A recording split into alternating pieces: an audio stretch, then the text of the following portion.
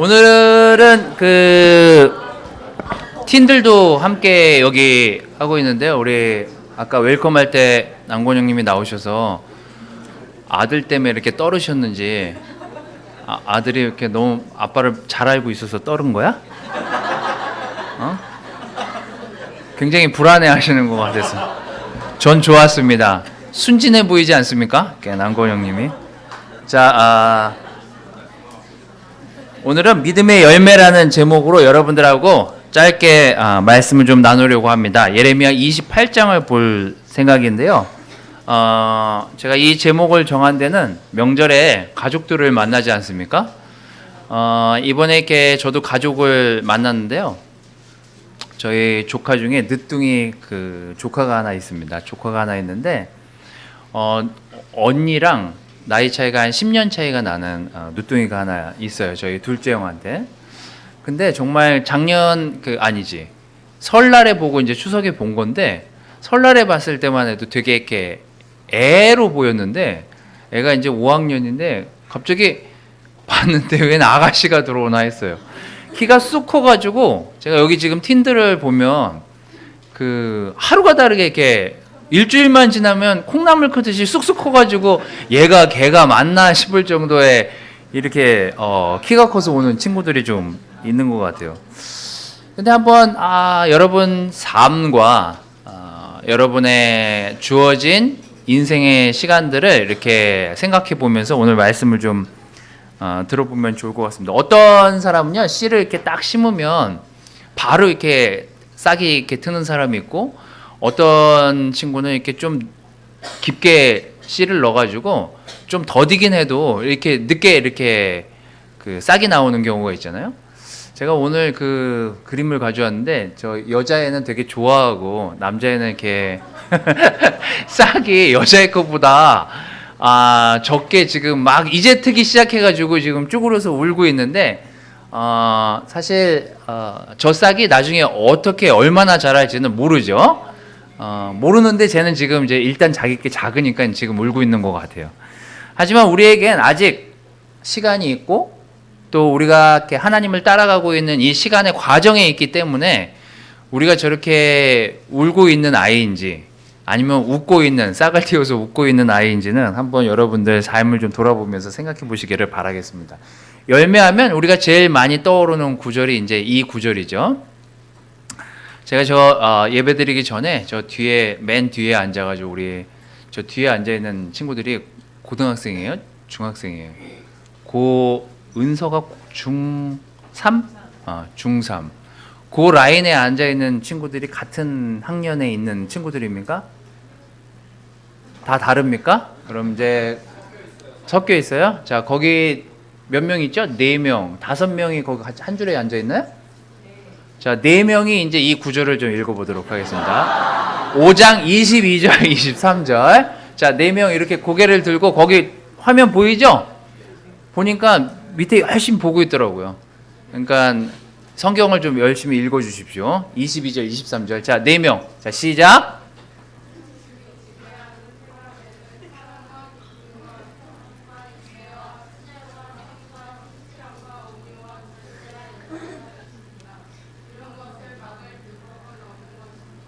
네, 밥 먹고 왔죠? 네. 자, 성령님이 지배하는 생활은 이렇답니다. 기쁨과 평안과 인내와 친절과 선과 신실함과 온유와 절제의 열매가 맺힙니다. 이런 것을 막을 율법은 없는 것입니다. 여러분도 그렇게 생각하십니까? 자, 이제 가을이 됐습니다. 여러분이 올 초에 어떤 것들, 여러분 삶의 성품이라든지 여러분 삶에서 어떤 것들을 좀 더 키워보고 싶었는지에 대한 생각들을 오늘 생각하시면서 이제 추석이 지났으니까 나는 요즘 어떤 열매들이 맺히고 있는지를 생각해 보면서 오늘 예레미야 28장을 보면 좀 도움이 많이 될 것 같아요. 사랑, 기쁨, 평안, 인내, 친절, 선, 신실함, 온유, 절제. 여러분은 어떤 열매를 맺고 지나가고 있습니까? 오늘 예레미야는요.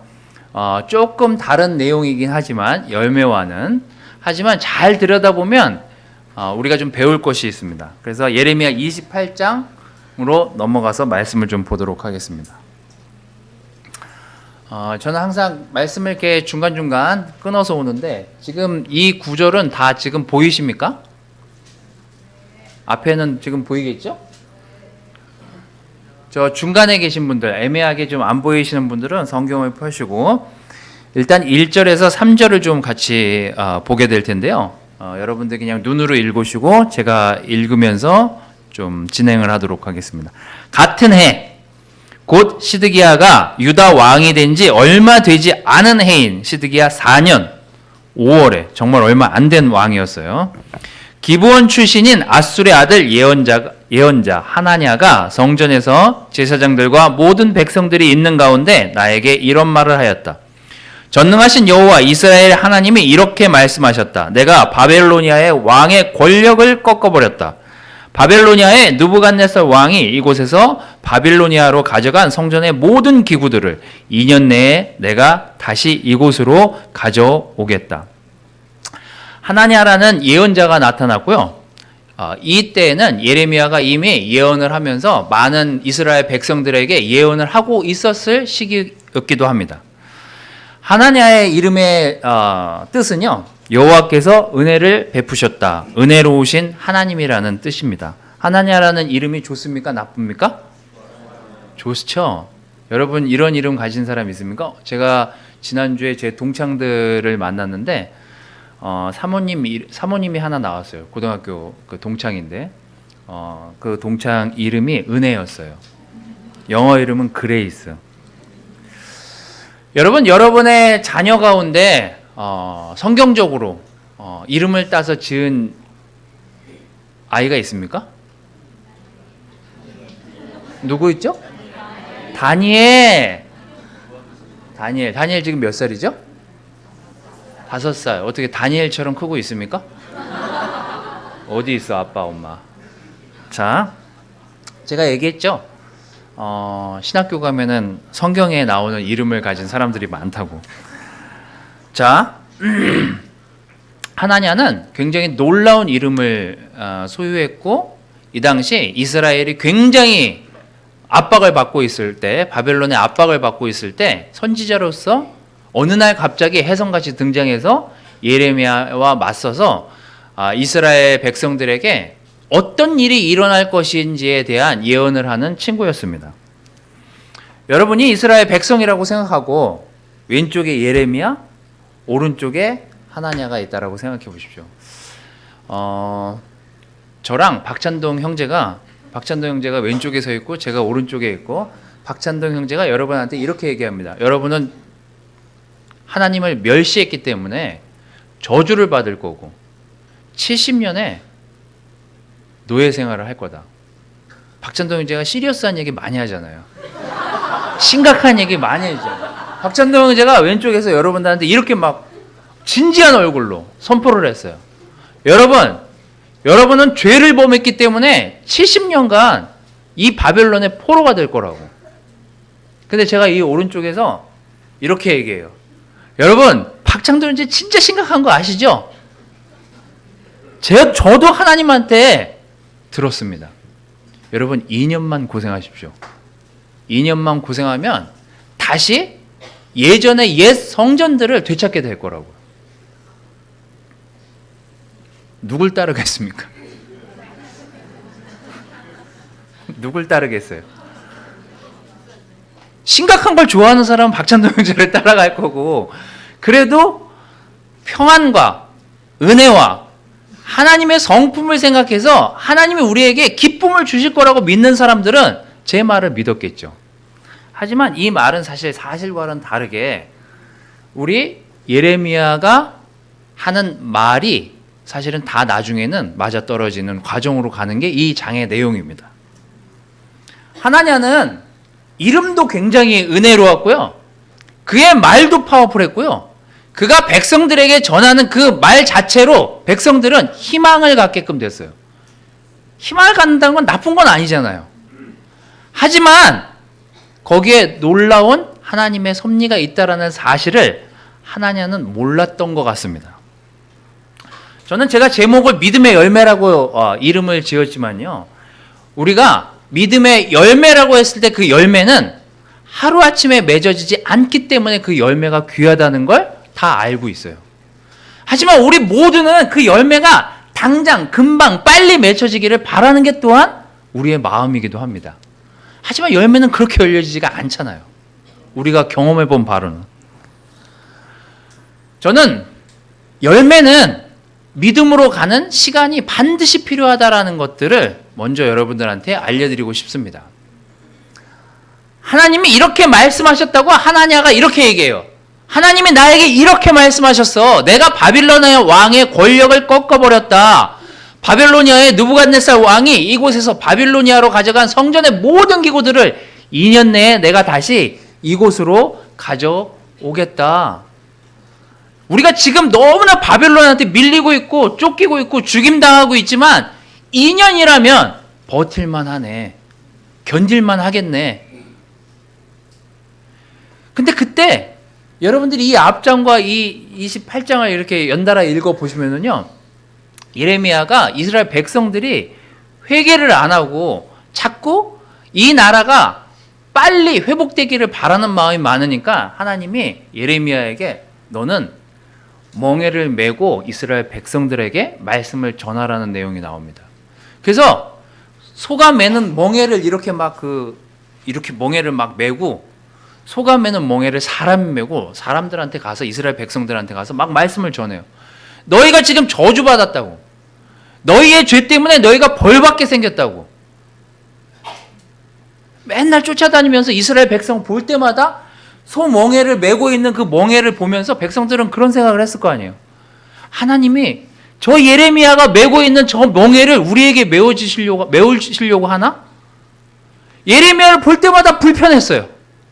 예레미야를 볼 때마다 보고 싶지가 않았어요. 왜요? 긴 시간 포로 생활을 해야 된다는 말을 믿고 싶지가 않았어요. 70년 그걸 어떻게 견뎌? 그런 고독과 그런 힘든 시간들을 지나가고 있는데 그때 나타난 게 하나냐예요. 얼마나 달콤했겠습니까? 2년?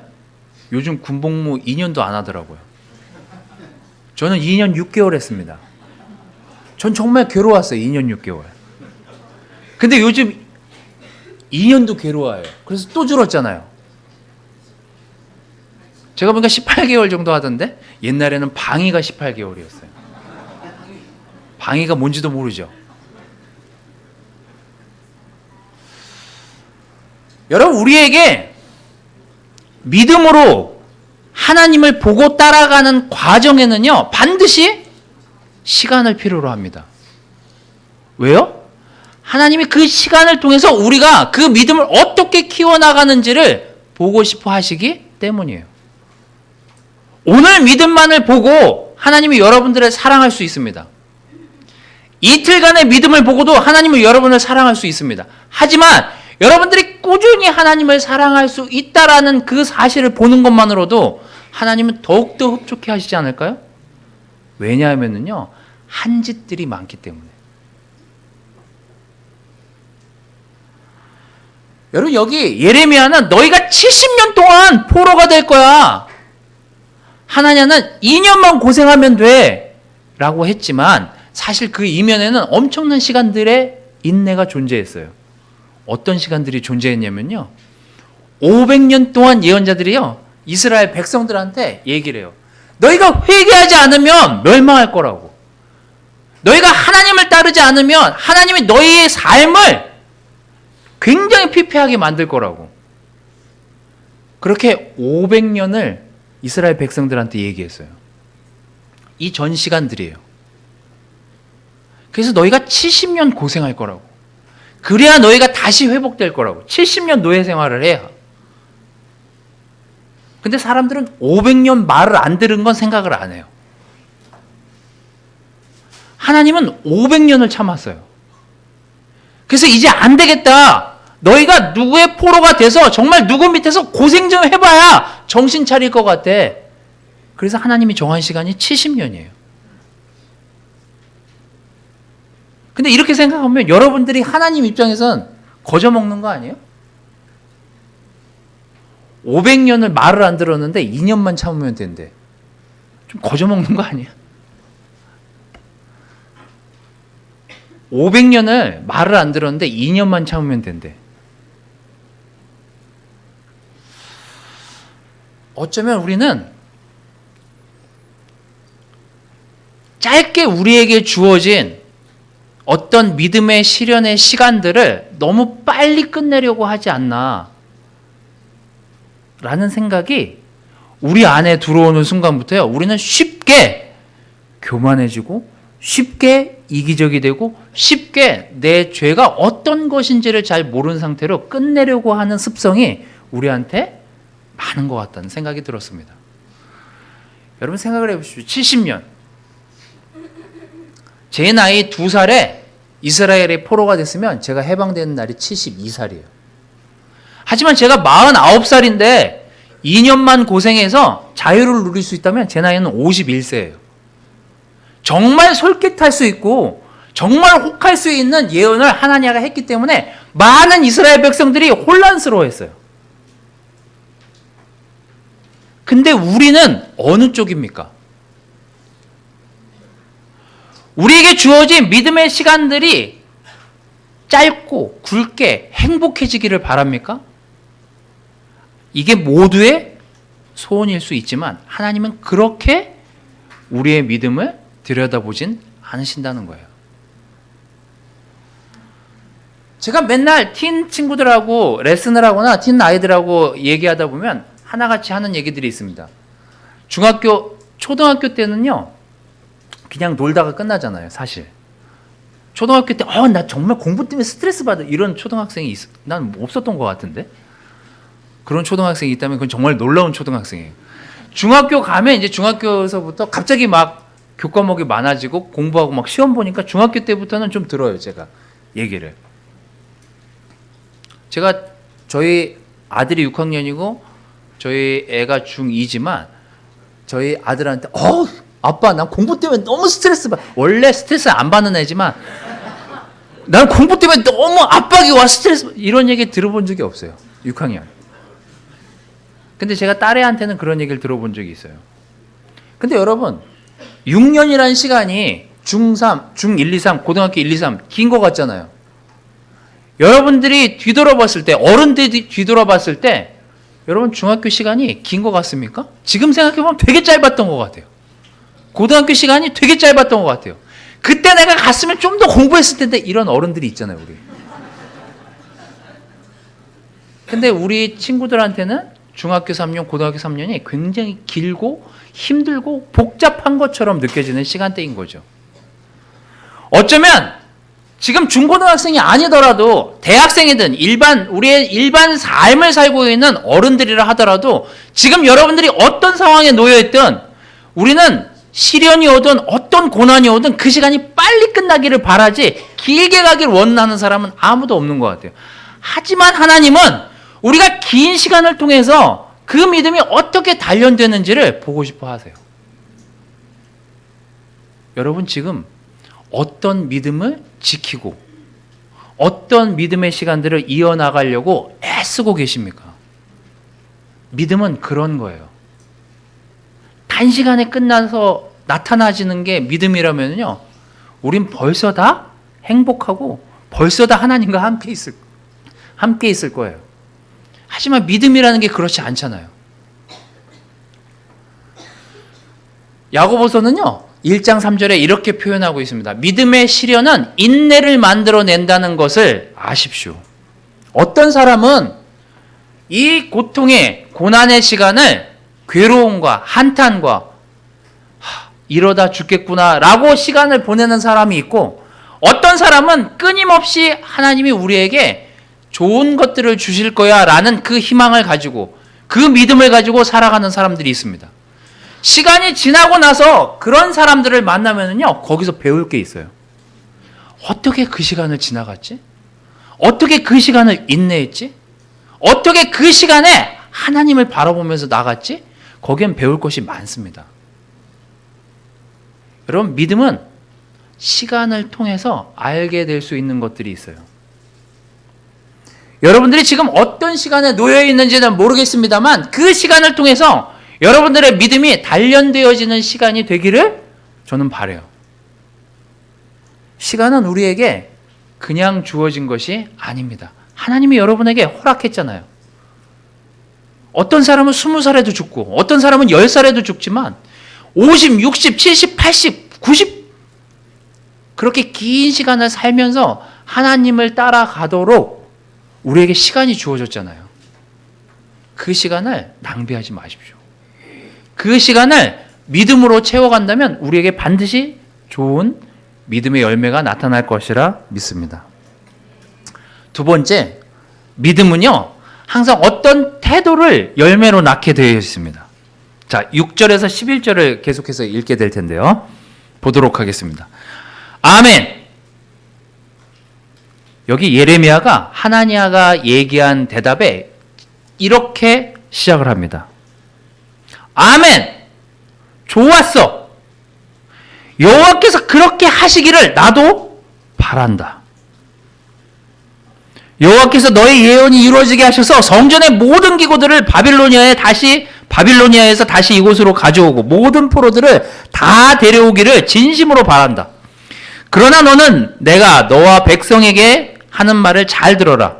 나와 너보다 훨씬 이전에 있었던 예언자들도 옛날부터 500년 전부터 여러 나라와 강대국들에 대하여 전쟁과 재앙과 질병을 예언하였다. 그렇지만 평화를 예언하는 예언자는 그의 예언이 이루어진 후에야 그가 참으로 여호와께서 보내신 예언자라는 인정을 받게 될 것이다. 그러자 예언자 하나냐가 나의 목에서 멍에를 빼앗아 꺾어버리고 모든 백성 앞에서 이렇게 말하였다.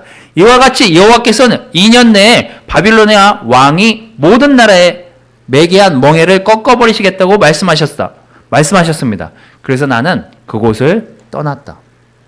여기 이제 두 사람이 하는 대화가 나옵니다. 예레미야의 반응은 이렇습니다. 아멘! 하나냐야, 나도 너처럼 됐으면 좋겠어. 너처럼 이스라엘 백성이 2년만 고생했으면 좋겠어. 근데 난 그렇게 안 들었거든. 70년이야. 2년 좋지.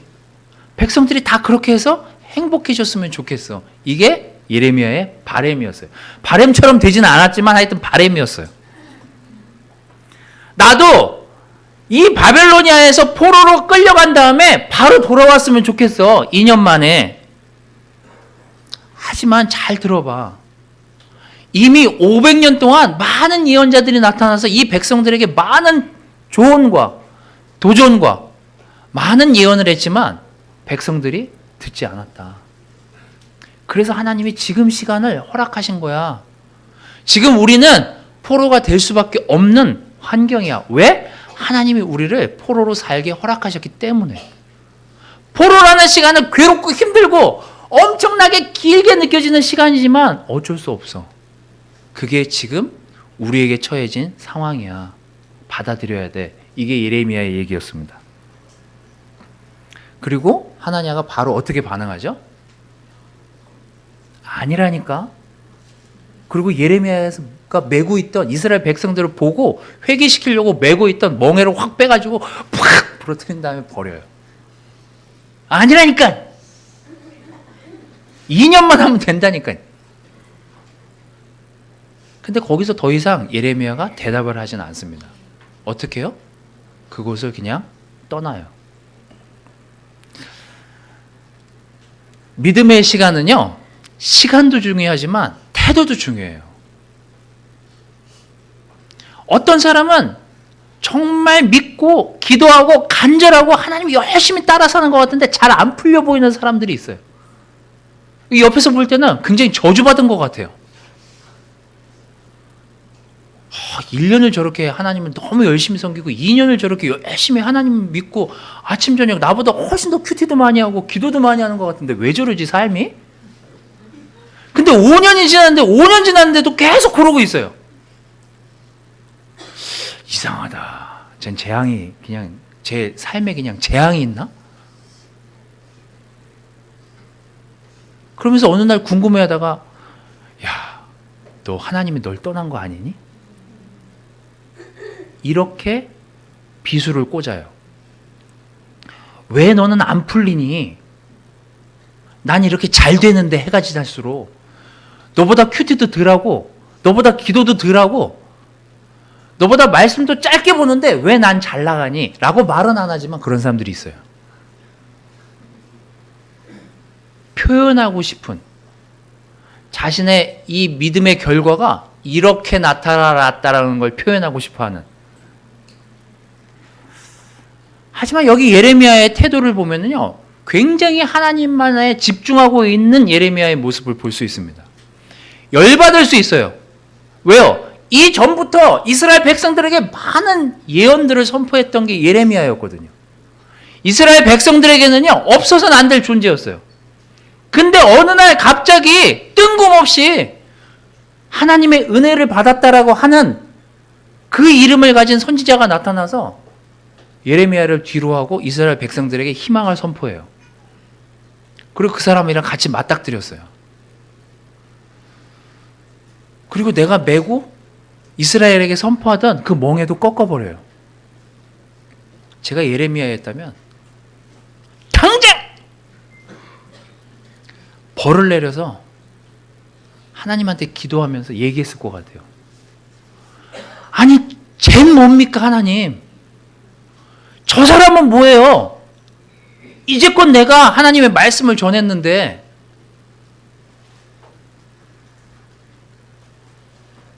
결국 어떻게 됐을까요? 예언은 예레미야가 이야기했던 대로 진행이 되고 하나냐는 결과적으로 저주를 받아서 죽게 됐습니다. 하지만 여기 어떤 내용에도 예레미야가 저 사람 좀 벌 좀 해주십시오라고 하는 표현이 단 한 표현도 등장하지 않습니다. 그리고 그 일이 지나서 하나님이 예레미야에게 먼저 나타나세요. 12절에서 14절. 이런 일이 있은 지 얼마 후에 여호와께서 나에게 말씀하셨다. 너는 하나냐에게 가서 이렇게 말하라. 여호와께서는 내가 나무 멍에를 꺾었으나 대신 쇠멍에를 만들었다고 말씀하셨다. 너는 전능하신 여호와 이스라엘의 하나님이 하시는 말씀을 들어라. 내가 쇠 멍에를 이 모든 나라에 메워 그들이 바빌로니아의 느부갓네살 왕을 섬기게 하였으니 그들이 그를 섬길 것이다. 그리고 나는 들짐승까지 느부갓네살 왕을 섬기게 하겠다. 이제 나무 멍에를 매지 않고 나무 멍에를 네가 꺾어버렸으니 쇠 멍에를 만들어 매게 해요. 그럼 이 쇠 멍에는 누가 맸을까요? 예레미야가 맸겠죠. 하나냐가 매진 않았을 거 아니에요. 하나냐는 꺾어버렸으니까. 예레미야가 쇠 멍에를 맸어요. 그럼 여러분 한번 생각해 보십시오. 또 이렇게 얘기할 수도 있잖아요. 나무가 훨씬 가벼웠는데 이젠 쇠멍에까지. 그리고 하나냐에게 너가 이걸 꺾었지만 쇠멍에를 매게 해서라도 이스라엘 백성들이 얼마나 고통을 받고 그 시간이 지나야 회개할 것인지를 내가 알게 하겠다라는 게 하나님의 진언이었어요.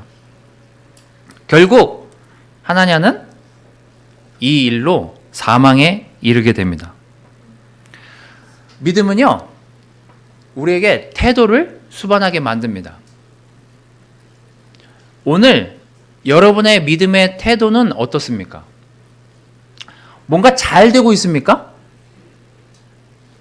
그게 여러분 스스로의 발전된 모습이 아니라 하나님께서 허락하셨기 때문이라는 태도가 중요하다는 거죠. 지금 여러분이 힘듭니까? 하나님이 이 시간을 허락하셨다라는 태도가 중요한 것입니다. 왜 괴롭지? 왜 힘들지? 왜 이런 시험이 나에게 왔지? 이런 태도는 아무것도 믿음의 성장에 도움을 가져다 주지 못한다는 사실. 요즘 여러분이 하나님을 대하는, 형제자매들을 대하는 태도는 어떻습니까? 예전에 내가 쟤를 봤을 때 쟤는 굉장히 성격이 급하고 굉장히 성격이 괴팍하고 성격이 좀 더러웠었던 것 같은데 요즘은 좀 많이 나아진 것 같네. 이런 소리를 듣는다면 그거 성장하는 거 아니에요? 예전에 쟤는 굉장히 얄팍해 보였는데 확실히 달라진 것 같아. 이게 성장 아니에요? 이거는 올드고 이건 영이고 이거 아무 상관이 없습니다. 하나님을 10년 섬겼든 15년을 섬겼든 20년을 섬겼든 30년을 섬겼든요. 그가 성장하는 태도는 하나님이 보시기에 합당해야 그의 태도가 성장했다라고 말할 수 있는 거예요. 오늘 나의 태도는 어떻습니까? 야, 나 하나님 20년 믿었어. 나 그런 사람 아니야. 나 30년 차야. 그래서 처음 된 사람이 나중되고 나중된 사람이 먼저 된다는 얘기가 그렇게 나온 거예요. 우리는요, 하나님 앞에서 순종하는 모습을 보여야지 사람 앞에서 순종하거나 사람 앞에 태도를 바꾸는 모습은요, 하나님이 드러내게 돼 있어요. 중요한 건 믿음의 성장은 항상 태도를 수반한다는 사실을 잊지 마십시오. 마지막으로 믿음은 항상 결과가 따르게 되어 있습니다. 15절에서 17절. 그리고서 나는 예언자가 하나냐에게 말하였다. 하나냐야, 너는 들어라. 여호와께서 너를 보내지 않았는데도 너는 이 백성에게 거짓말을 믿게 하였다. 그러므로 여호와께서 이렇게 말씀하신다.